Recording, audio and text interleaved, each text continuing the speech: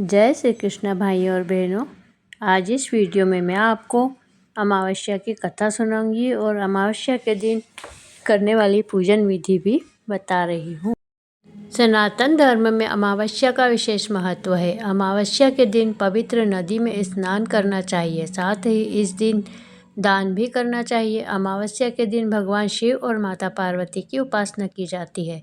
इस दिन पीपल के वृक्ष की उपासना की जाती है। धार्मिक मान्यताओं के अनुसार पीपल के वृक्ष में देवी देवताओं और पितरों का वास होता है, इसलिए इस दिन पीपल के पेड़ में दूध और जल अर्पित करने से सभी मनोकामनाएं पूरी होती है। अमावस्या के दिन पूजा करने के लिए सबसे पहले ब्रह्म मुहूर्त में उठकर सभी कामों से निवृत्त होकर स्नान करना चाहिए। इस दिन गंगा स्नान करने का बहुत महत्व है। आप नदी में स्नान नहीं कर सकते हैं तो घर में ही नहाने के पानी में थोड़ा सा गंगा जल डालकर नहा लें। इसके बाद सूर्यदेव को अर्घ्य देवें। इस दिन भगवान शिव और माता पार्वती की पूजा करने से विशेष कृपा प्राप्त होती है। अमावस्या के दिन अपनी योग्यता के अनुसार दान पुण्य जरूर करना चाहिए, इससे हरी मनोकामनाएं पूर्ण होती है। सोमवती अमावस्या व्रत कथा के अनुसार एक गरीब ब्राह्मण परिवार था। उस परिवार में पति पत्नी एवं उसकी एक पुत्री भी थी। उनकी पुत्री समय के गुजरने के साथ साथ धीरे धीरे बड़ी होने लगी।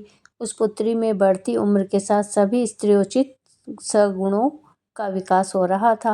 वह कन्या सुंदर, संस्कारवान एवं गुणवान थी, परंतु गरीब होने के कारण उसका विवाह नहीं हो पा रहा था। एक दिन उस ब्राह्मण के घर एक साधु महाराज पधारे। साधु उस कन्या के सेवा भाव से अत्यधिक प्रसन्न हुए। कन्या को लंबी आयु का आशीर्वाद देते हुए साधु ने कहा कि इस कन्या के हाथ में विवाह योग्य रेखा नहीं है। तब ब्राह्मण दंपति ने साधु से इसका उपाय पूछा। कन्या ऐसा क्या करे कि उसके हाथ में विवाह योग बन जाए। साधु महाराज ने कुछ देर विचार करने के पश्चात अपनी अंतर्दृष्टि में ध्यान करके बताया कि कुछ ही दूरी पर एक गांव में सोना नाम की एक धोबिन महिला रहती है। वह अपने बेटे बहू के साथ रहती है, जो बहुत ही आचार विचार एवं संस्कार संपन्न तथा पतिपरायण है। यदि यह सुकन्या उस धोबिन की सेवा करे और वह महिला इसकी शादी में अपने मांग का सिंदूर लगा दे तथा उसके बाद इस कन्या का विवाह हो जाएगा, तो इस कन्या का वैधव्य योग मिट सकता है। साधु ने यह भी बताया कि वह महिला कहीं बाहर आती जाती भी नहीं है। यह सुनकर ब्राह्मणी ने अपनी बेटी से धोबिन की सेवा करने का प्रस्ताव रखा।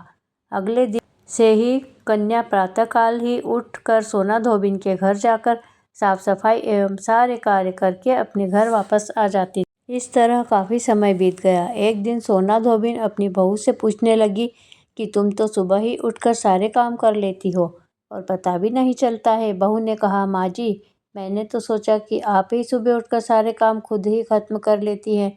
मैं तो देर से उठती हूँ। यह सब जानकर दोनों सास बहू घर की निगरानी करने लगी कि कौन है जो सुबह ही घर का सारा काम करके चला जाता है।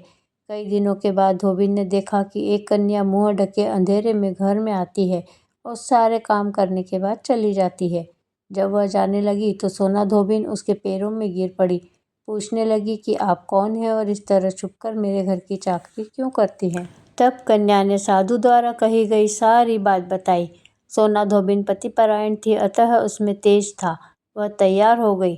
सोना धोबिन के पति थोड़ा अस्वस्थ थे। उसने अपनी बहू से अपने लौट आने तक घर पर ही रहने को कहा।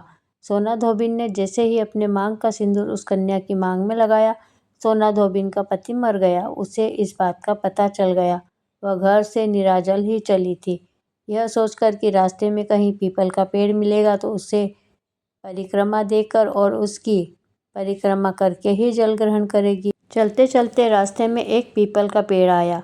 उस जगह उसने ईंट के 108 टुकड़े करके और पीपल की 108 परिक्रमा करी और उसके बाद जल ग्रहण किया। ऐसा करते ही उसके पति के मृत शरीर में वापस जान आ गई। धोबिन का पति फिर से जीवित हो गया।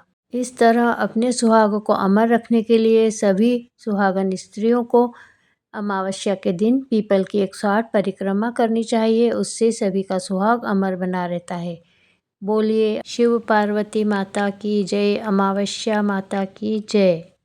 प्रिय भाइयों और बहनों, अगर वीडियो अच्छा लगा है तो जल्दी से चैनल को सब्सक्राइब कर दीजिए। वीडियो को लाइक करना ना भूलें और इसे अधिक से अधिक शेयर करें। जय श्री कृष्णा।